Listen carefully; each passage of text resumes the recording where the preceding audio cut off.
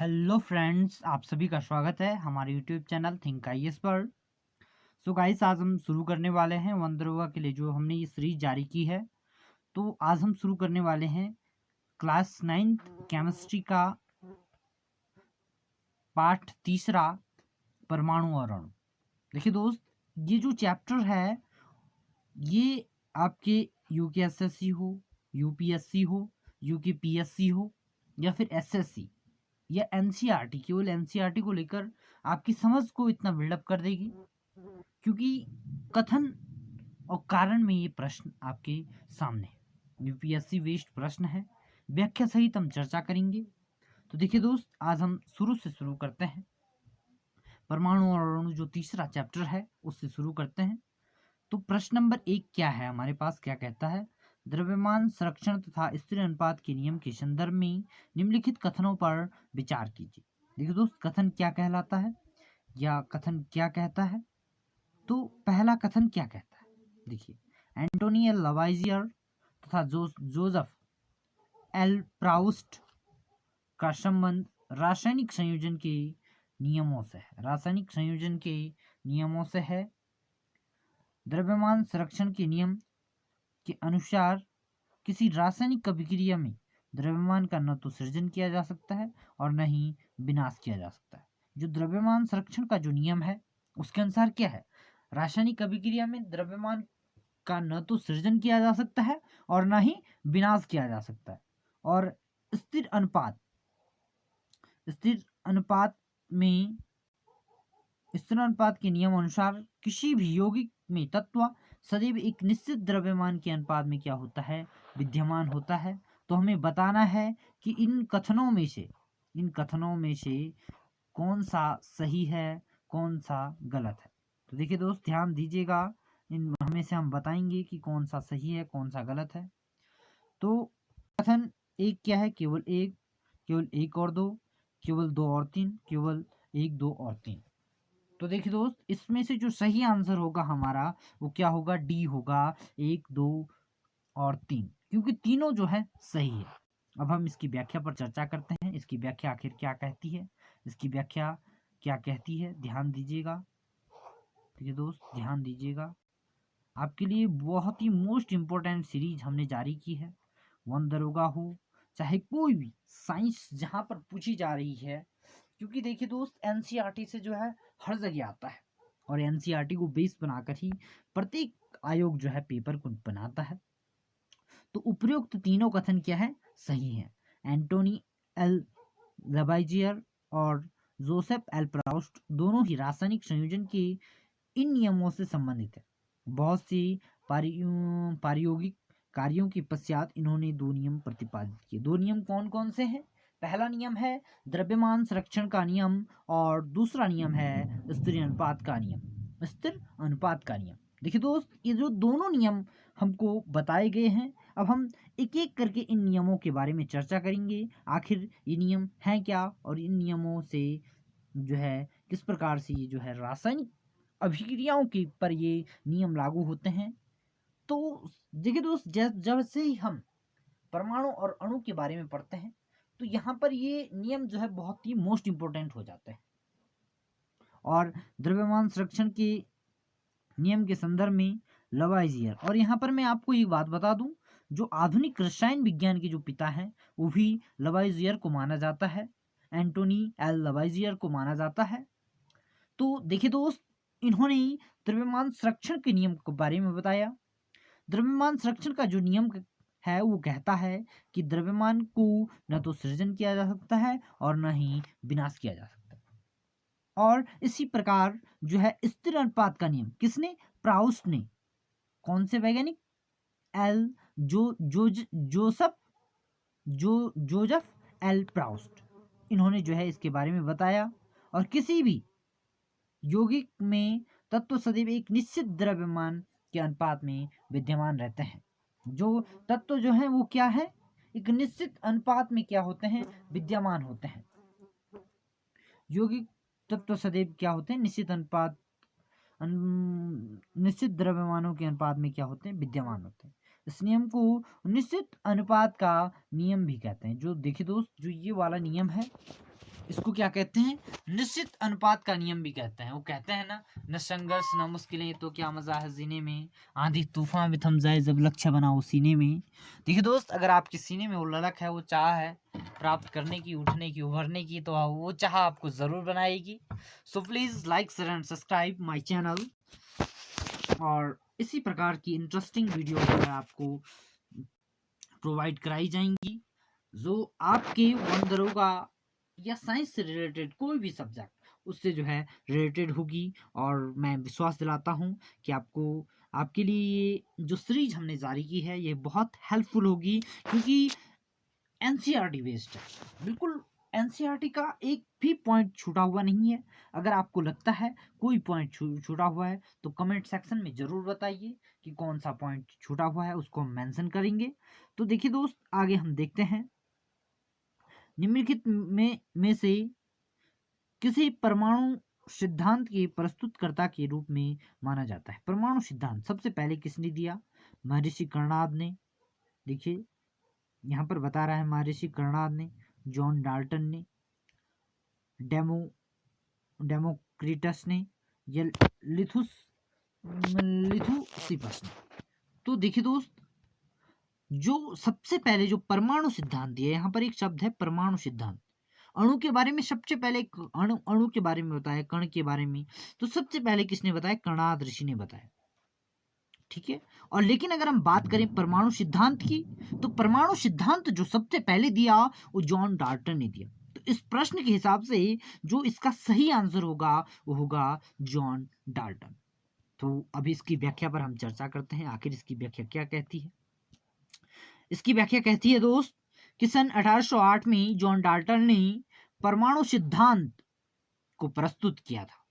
इस सिद्धांत के अनुसार परमाणु अविभाज्य होता है। परमाणु जो है क्या है? अविभाज्य है, यानी कि परमाणु को जो है विभाजित नहीं किया जा सकता। ये किसने कहा? सन 1808 में जॉन डाल्टन ने अपने परमाणु सिद्धांत में कहा। लगभग जो है पूरी 19वीं शताब्दी तक यह माना जाता रहा, परंतु 19वीं शताब्दी के आखिरी दशक में वैज्ञानिकों ने यह प्रमाणित कर दिया कि परमाणु क्या है? विभाज्य है। यानी कि परमाणु, देखो परमाणु, परमाणु का अर्थ यही है अविभाज्य, जिसे हम तोड़ नहीं सकते हैं। लेकिन 19वीं शताब्दी के जो आखिरी दशक था उसमें वैज्ञानिकों ने जो है ये प्रमाणित कर दिया, ये सिद्ध कर दिया कि जो परमाणु है वो क्या है? विभाज्य कण है तथा इसकी एक निश्चित आकृति, निश्चित आंतरिक संरचना है। क्या है इसकी? क्या है? एक निश्चित आंतरिक संरचना है। तो आई होप आपके समझ में आ रहा होगा, आपको मेरी बात जो है समझ में आ रही होगी। मैं आशा करता हूँ, विश्वास करता हूँ कि आपको जो है मेरी बात समझ में आ रही होगी। तो प्रश्न नंबर 3 की तरफ अगर हम बढ़ें, देखिए दोस्त, international union of pure and applied chemistry IUPAC का पूरा नाम क्या है? International union of pure and applied chemistry वर्तमान में रासायनिक तत्वों के नाम को स्वीकृति प्रदान करती है। जो वर्तमान में जो रासायनिक तत्व हैं उनको, उनके नामों को क्या करती है? स्वीकृति प्रदान करती है। कौन? IUPAC। क्या ये कथन सही है या गलत है? अब हमको क्या करना है? कथनों पर विचार करना है। तो गौर से कथनों को पढ़िए, अपने माइंड में सेट कीजिए और फिर तब सोच समझ कर जो है उत्तर की तरफ बढ़िए। देखिए दोस्त, यहाँ पर कार्बन के समस्थानिक या आइसोटॉप, समस्थानिक को क्या कहते हैं? आइसोटॉप। ठीक है। कार्बन 12 के एक परमाणु द्रव्यमान के 1/12वें भाग को मानक परमाणु द्रव्यमान की इकाई माना जाता है। अब हम बात करते हैं एवोगाद्रो स्थिरांक अथवा एवोगाद्रो संख्या का मान 6.20 × 10⁻³ होता है। उपयुक्त कथनों में से कौन सा सही है? तो देखिए दोस्त, अगर हम इन कथनों की बात करें तो देखो ये वाला तो बिल्कुल गलत है। क्यों? जो एवोगाद्रो संख्या का जो मान होता है वो 6.022 × 10⁻23 होता है, ना कि क्या होता है? 33 होता है। तो देखिए दोस्त, पहला कथन भी सही है, दूसरा कथन भी सही है। अब हम इसमें अपना उत्तर ढूंढने की कोशिश करेंगे, तो केवल ए जो इसका क्या होगा, सही आंसर हो जाएगा, केवल ए, 1 और 2। ठीक है, तो 1 और 2, अब इसकी व्याख्या पर हम चर्चा करते हैं। देखिए बिल्कुल सही आंसर है हमारा 1 और 2। वर्तमान में international union for pure and applied chemistry IUPAC रासायनिक तत्वों के नाम को स्वीकृति प्रदान करती है, अतः कथन एक क्या है, सही है। कथन एक क्या है, बिल्कुल सही है। अधिकतर तत्वों के प्रतीक उन तत्वों के अंग्रेजी नामों के एक बड़े या 2 अक्षरों से बने होते हैं। किसी प्रतीक के पहले अक्षर को सदैव बड़े अक्षर कैपिटल लेटर तथा दूसरे अक्षर को छोटे अक्षरों में जो है स्मॉल लेटर में क्या होता है, लिखा जाता है। देखिए दोस्त, आई होप आपके समझ में आ रहा होगा कि IUPAC आखिर क्या करता है। तो IUPAC के बारे में हमने चर्चा कर ली, और जो यहाँ पर अब हम कार्बन 12 के बारे में बात करेंगे, कार्बन 12 के बारे में बात करेंगे, C12 के बारे में बात करेंगे। तो कार्बन 12 क्या है, सन 1960 में परमाणु द्रव्यमानों को ज्ञात करने के लिए, किसका, परमाणु के द्रव्यमानों को ज्ञात करने के लिए परमाणु द्रव्यमान इकाई कार्बन 12 समस्थानिक को मानक संदर्भ के रूप में सार्वभौमिक रूप से, सार्वभौमिक का मतलब क्या होता है, सभी प्रकार से सार्वभौमिक रूप से स्वीकार किया गया था। कार्बन 12 समस्थानिक के एक परमाणु द्रव्यमान के 1/12वें भाग को मानक परमाणु द्रव्यमान इकाई के रूप में लेते हैं।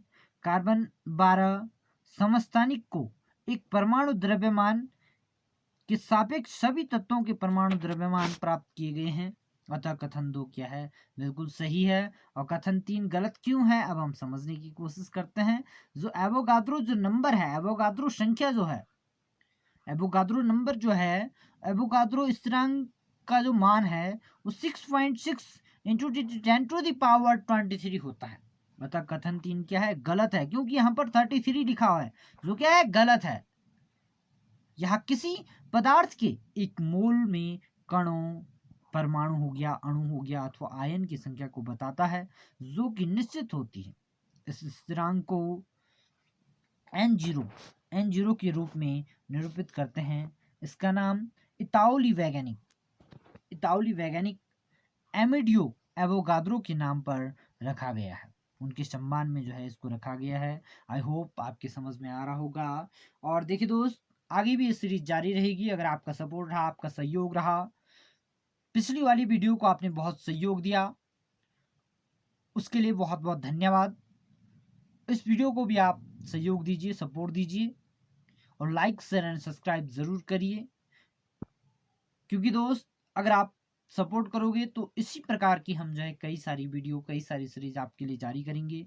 जल्द ही UPSC से रिलेटेड या UKPSC या UKSSC या SSC से रिलेटेड जितनी भी, मतलब GS से रिलेटेड जितनी भी वीडियो होंगी, सब आपके सामने प्रस्तुत होंगी। धीरे धीरे अभी जो है ग्रोथ करना शुरू ही किया है, अभी जो है हमने नया चैनल क्रिएट किया है, तो आपके सपोर्ट की जाहिर सी बात है बहुत आवश्यकता है। सो प्लीज़ आप सहयोग कीजिए।